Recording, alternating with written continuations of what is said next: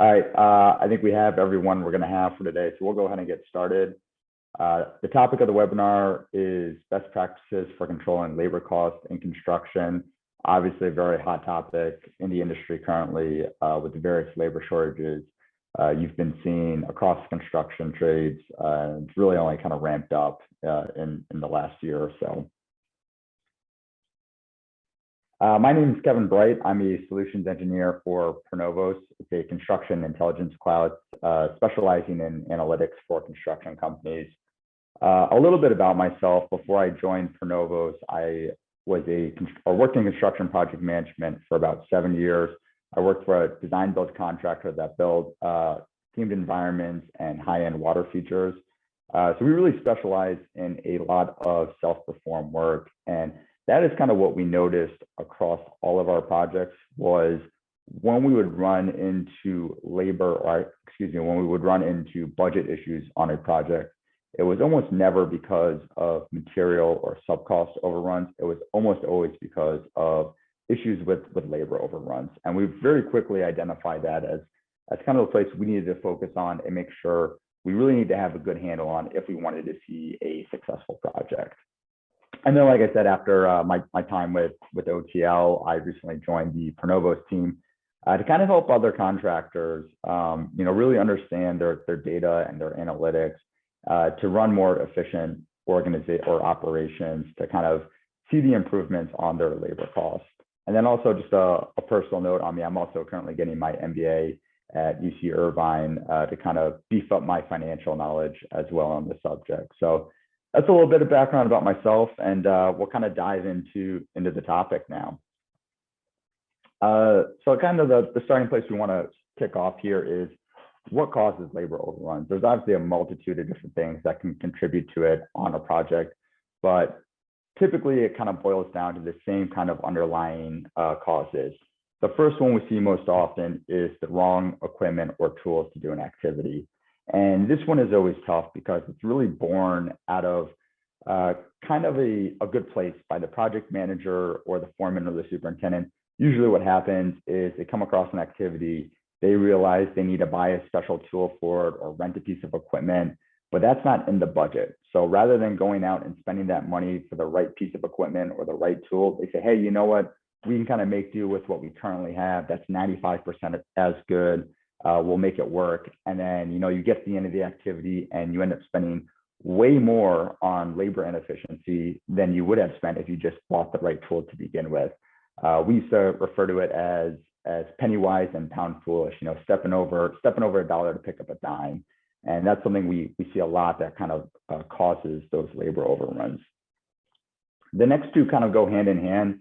It's missing information and missing material. And this one's obviously pretty straightforward. If the guys in the field don't have the right information on what they're building, or they physically don't have what they need to build, then obviously you're going to experience delays, and those delays are going to manifest in additional labor costs.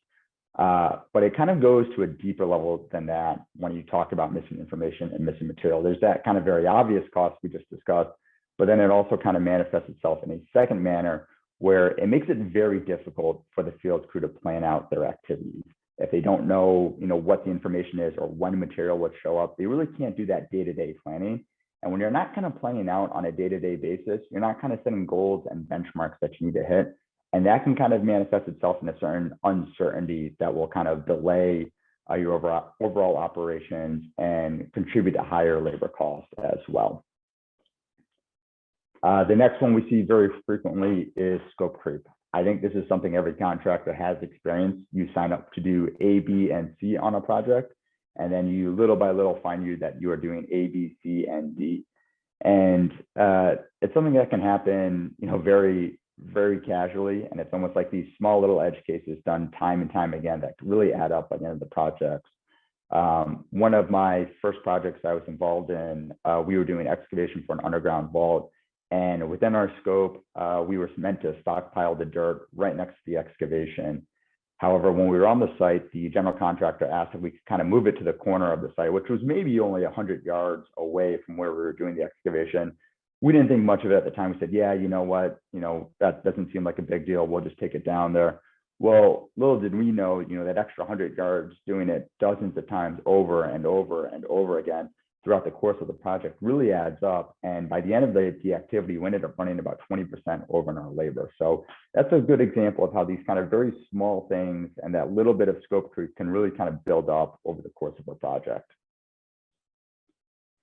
The next one is kind of unforeseen conditions. I think the one that immediately pops in everyone's mind is weather delays, or just weather kind of impacting the quality of the site. If it's muddy out there, you're having to spend a lot of time doing dewatering or other tasks. That can really kind of slow down your overall production rate and make everything less efficient. However, it's not always just weather. There can be kind of other things that you may not notice right away. Another project I was involved in early in my career was we were involved in building the landscaping for a project where you had kind of the start of the site at the bottom of a hill and the rest of the site at the top of the hill. And we went about 20% over our overall labor budget over the course of the project. And kind of at the end of the project, we were digging into all the data, trying to figure out what happened. And what we ended up identifying was every morning, the guys had to walk about 45 minutes to bring all the equipment and tools from the bottom of the hill up to the top of the hill. And, that kind of staging process of having to lug a bunch of equipment, up a steep hill, really kind of contributed to the overall labor cost. And that's something none of us thought of at the beginning of the job. So kind of those unforeseen conditions, things you're not even thinking about in the bid phase, those can kind of rear their ugly head over the course of a project. And then the last one, of course, is waiting on other contractors. This is something that I think a lot of contractors struggle with. It's a huge part of construction, right? That coordination aspect and making sure that you are kind of properly coordinated with all the other trades on the site. So they're not delaying you. So if you need to kind of roll right into the next activity, you're not having that kind of standby time, twiddling your thumbs, waiting for that next person to kind of give you the space you need to do what you need to do. Those are kind of the main culprits we tend to see that contribute to labor overruns. Now, the most important thing that I want to point out here is what's not on the list, okay? What you don't see listed here is that the guys in the field are moving too slow. That very rarely is the underlying cause of labor overruns. And that's important to note because what we'll see with all these is most of them are preventable and they're fixable. So that means if you really want to get a good handle on your labor costs, it's not necessarily about telling the guys in the field they have to move faster. It's more about catching the problem that's contributing to the labor overruns and fixing it before it kind of gets away from you and snowballing. And to kind of illustrate that point of how important it is to kind of identify problems early, we're going to walk through a hypothetical here. So let's say we have a 5-man crew that needs to pour 1,000 cubic yards of concrete in a 4-week period. That works out to about a pace of 50 cubic yards a day.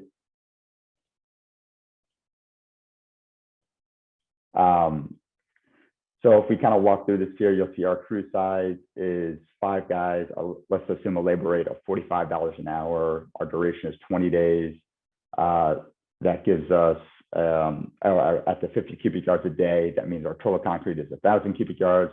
We have 800 hours in our total budget, which works out to about $36,000 in cost and budget. I don't want you to get too hung up on these specific numbers here. You might be looking at it and saying, hey, well, actually, I think it should be this or that. I kind of intentionally picked very round numbers here to make this example as easy to kind of explain as we walk through it. So don't get too tripped up on it if you think that these numbers should be slightly different. So now let's consider a scenario where instead of doing that 50 cubic yards a day that we kind of outlined in the initial budget, we're only pouring 40 cubic yards a day. And we're going to kind of consider 2 different scenarios. One where we catch this problem after 3 weeks and fix it, and one where we catch it after 1 week and fix it. So like I said, in the first scenario here, if we're pouring 40 cubic yards for the first 3 weeks, that means we're doing 200 cubic yards in week 1, week 2, week 3. Oh, shoot, we get to the end of week 3. We realize, we have kind of a problem that's contributing to this lack in production. We fix the problem, we get back on pace, we do 250 cubic yards the next week. And then, of course, because we've had delays earlier in the schedule, we bleed into week 5 and we have to make up that last 150 cubic yards in week 5, which contributes to an extra 3 days worth of work. and a additional cost of $5,400. So instead of a 20-day duration, we have a 23-day duration, and instead of a $36,000 budget, our costs are $41,400.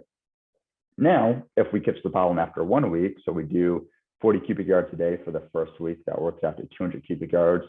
Oh shoot, we identify the problem, we fix it, we get back on pace, 250 cubic yards in week 2, week 3, week 4. We still have to bleed into week 5, but it's only for 1 day now. We make up that 50 cubic yards. And what you'll notice here is compared to scenario 1, where we had a 3-day overrun in the schedule and a $5,000 overrun in the cost, we now only have a 1-day overrun in the schedule and under $2,000 in our budget cost. So you can really see the advantage to catching problems quicker and fixing the underlying cause. And I think this is a pretty straightforward example. Even if we've never sat down and done the math, I think it's something intuitively we all know, right? The sooner you fix something, the less the damage is going to be. Where this kind of becomes really powerful is when you kind of talk about, what is it going to take to kind of recover from the initial issue? So let's consider another scenario where we basically say, hey, we don't have an option to go over our 4-week duration. We have to be done at the end of 4 weeks. We're not going over budget. We're not going over schedule. How much do we have to increase our production to basically recover those overruns we experienced earlier in the project? So again, let's consider this after we catch the problem after 3 weeks. So we're doing 40 cubic yards a day, which works out to 200 cubic yards in week 1, week 2, week 3. Oh shoot, we've got a problem. We basically have to do the rest of the remaining concrete in the next week to meet our 1,000 cubic yards. That means we have to pour a total of 400 cubic yards in that final week 4, which works out to 80 cubic yards a day. That is a 60% increase over that initial 250 cubic yards a day, going from 50 cubic yards to 80 cubic yards. Now, if we kind of consider if we catch the problem after 1 week, we go 200 cubic yards in week 1, then 267 in week 2, 267 in week 3, 267 in week 4. So that 267 cubic yards of concrete in that week, that works out to about 53 cubic yards a day. So only 3 extra cubic yards that you have to pour above that initial 50 cubic yards budget. So really think about that for a second. Where we catch that problem 2 weeks earlier, we're only having to do 3 cubic yards of extra concrete, where if we catch it after 3 weeks, we have to do 30 cubic extra yards of concrete a day. That is a 10x delta between how much we have to increase our production to kind of meet our goals. And that's where this really becomes powerful, where you're not only kind of stopping the bleeding early if you catch problems sooner than later, but you're also giving yourself more time to kind of spread out about how much you have to recover to kind of meet your initial goals and deadlines. So I don't know many contractors that can just kind of increase their production, willy-nilly like that. If they could operate at a higher production rate, typically they would already be doing so. So usually the option that we see a lot of contractors do is if they're running behind on their labor budgets, they'll try and increase the crew size to make up the cost. And that can kind of manifest itself in a different way in terms of, how many men you need to kind of pull over to the job site based on when you catch the problem. So again, let's kind of run through this scenario again, where you're doing 40 cubic yards, you catch the problem after 3 weeks, you're doing 200 cubic yards with 5 men in week 1, week 2, week 3. Oh shoot, you have a problem. I've got to do 400 cubic yards in that last week. If 5 guys could do 200 cubic yards in 1 week, that means I need to increase my crew size to 8 men to basically make up that 400 cubic yards and be done in a 4-week period. And while we're finishing on time, we still see those same kind of budget overruns we saw in the first scenario, where instead of a $36,000 budget, we came in with our cost at $41,400, and we're having to pull 3 men from another job site, which may interrupt the production rate on different projects, kind of multiplying what those cost impacts might be. All right, now let's consider the problem after 1 week. Again, we go 200 cubic yards in week 1, we catch the problem, we fix it, we say, okay, we got to kind of get back on pace. We pull an extra guy for 1 week to bump our production at 300 cubic yards for week 2. And then after that, you'll kind of notice you don't need any extra men on site. You can kind of just get back to your normal pace of doing 250 cubic yards per week, and you'll come in at 1,000 cubic yards by the end of 4 weeks. And again, your costs are only a fraction of what you would experience if you catch it after 3 weeks. So again, if the earlier you catch the problem, the easier it is to kind of just supplement your crew with one extra guy rather than 3 extra guys, so you can more quickly kind of meet your end goals. And then kind of the last option we'll see contractors do to kind of meet or make up kind of schedule delays is they will work overtime. And this is probably the one we see most often. You know, you're not always going to have extra men you can throw at a project. Maybe it's not even a 1-to-1 ratio like that, where, you know, one man's going to increase your concrete production by 10 cubic yards a day. So that last option is to work overtime. And this is kind of where costs really start to magnify if you wait till the end to kind of try and fix those labor overruns. So let's run through it one more time. You're seeing 200 cubic yards in week 1, week 2, week 3. You got to do 400 cubic yards in that last week 4. If you do the math with a 5-man crew, that basically works out to 120 hours of overtime. Your costs are obviously going to balloon to $44,550. That's almost 30% more than your original budget. And that's not even taking into account, you know, the loss of efficiency of your guys being more burnt out from working that much overtime. They're going to be more likely to make a mistake. They're going to be more likely to miss something. So that's not even taking into account some of the other costs that may not bubble to the surface immediately. And now, again, if we can consider it, if we catch a problem after 1 week, after your week 1 where you do 200 cubic yards, you basically need to do 300 cubic yards in week 2. That works out to only about 40 hours overtime compared to the 120 in the previous scenario. You then get back on pace doing 250 cubic yards in week 3, week 4. You're done after 4 weeks. Your costs, while you did experience higher costs due to the overtime, again, it's only a fraction of what you experienced in the first scenario. So as you can kind of see, some of the main takeaways from that is the earlier you identify a problem, and the faster insights you have into kind of what's happening in the project and the sooner you can fix it, the better off you're going to be from an overall cost standpoint. You know, the quicker you're going to be able to not only stem the bleeding, but also give yourself more time to implement kind of any fixes to kind of make up the lost production. The other takeaway from this is that most contractors do not get in trouble because they don't know what they're doing.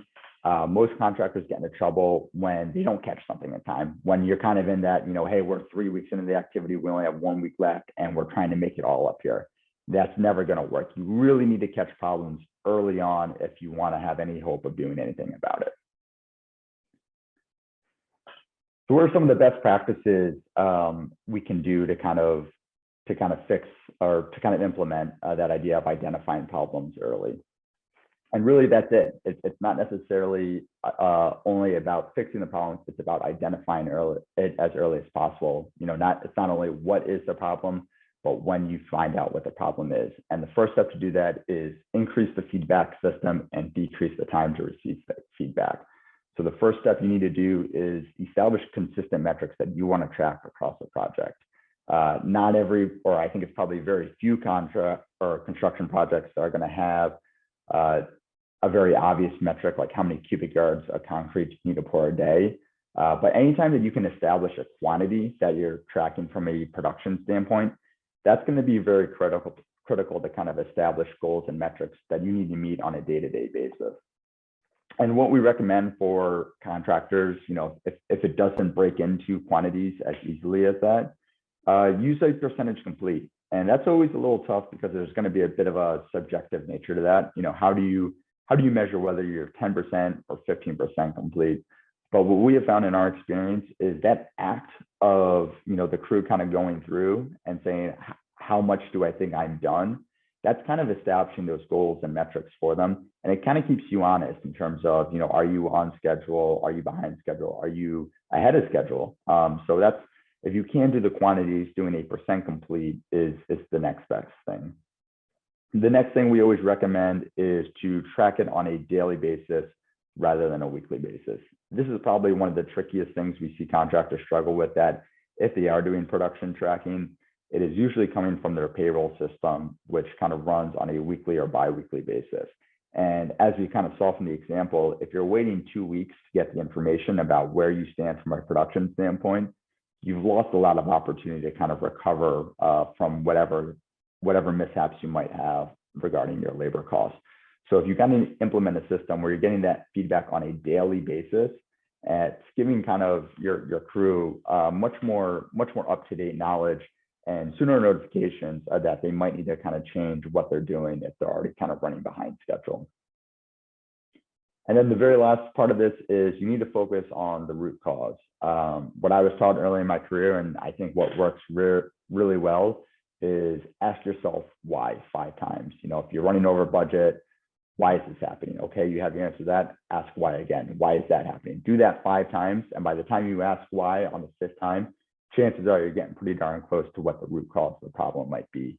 And what's really helpful as you're kind of going through this exercise is if the data you're looking at has the ability to drill into it. So you're not just looking at kind of a blank spreadsheet of information. You know, you're kind of able to click on specific data metrics and say, okay, let me go to the next level down to see what are the different transactions and the different specific data that's making up the information I'm looking at.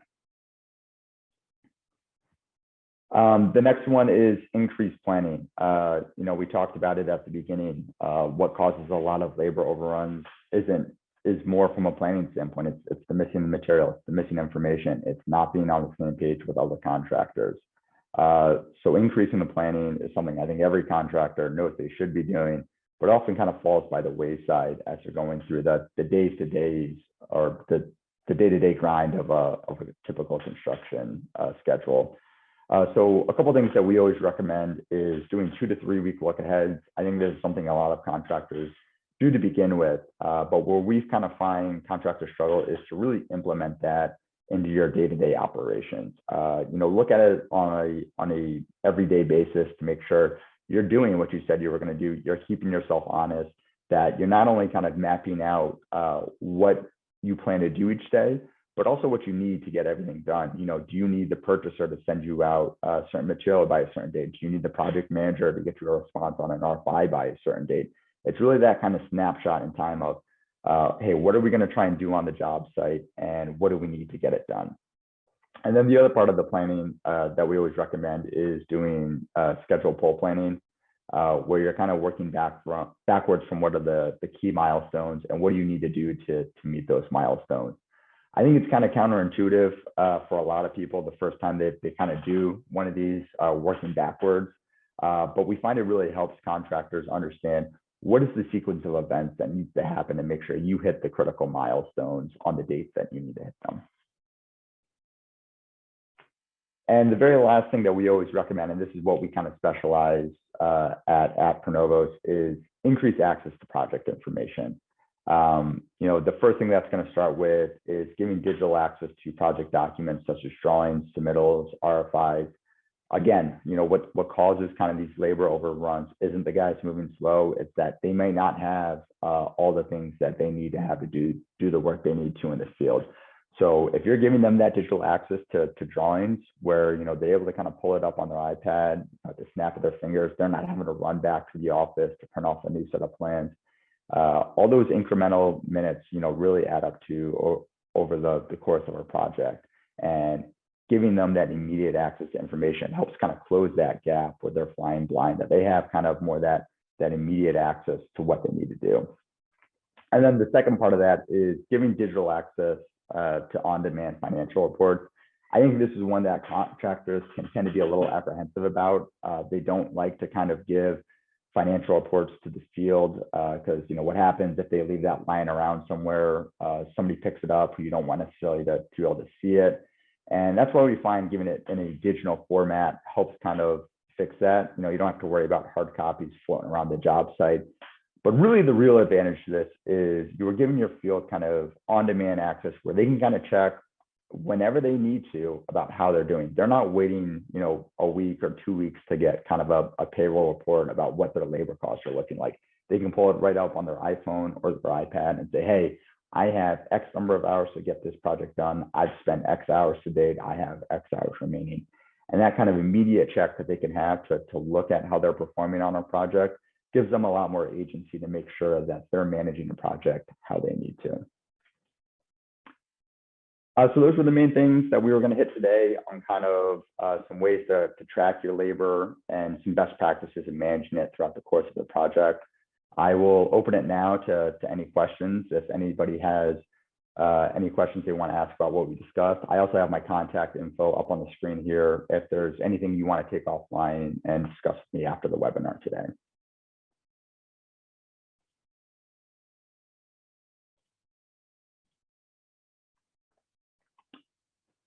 Yeah, so good question. One question we have here is, what do you do if there's no immediate fix to a labor issue on a project? And that's a really good point. You know, kind of what we discussed here is really what you want to do is identify the problem early, because chances are there is a fix to the labor issue. So the sooner you catch it, the better off you're going to be. But there are going to be those instances where, you know, even if you catch it early, there's not always going to be a fix. And I would argue it is still very, very important to catch that as early as possible for a couple of reasons. First of all, it gives you more time to talk to more people. You know, there may not be an immediate fix to you or the crew on the site, but if you have that time to kind of lean on other people that may have had different experiences within your organization, it might be somebody who has a fix that you didn't have or come to your mind immediately. And then the other reason it's important is, even if there isn't a fix, there's a definite advantage to being able to project out what your labor costs are at the very, very beginning of a project. Just about every CFO I know would much rather know, 6 months in advance if a project is going to run over budget than letting them know, 2 weeks before the project is done. So even if there truly is no fix, the better you have a handle on what is kind of causing the problem, what is kind of the impact of that problem, the better off you're going to be. Because the other part of that too is, as you're chasing more projects, you want to make sure you're accounting for that project or for that potential issue that's creating those labor overruns. So if you identify that problem earlier, it may not necessarily help you on this project, but it might help you on future projects. And I don't see any other questions coming in, so we will call that an end to our webinar on labor cost. Thank everyone for joining us today, and I hope you were able to take something out of this. Thank you.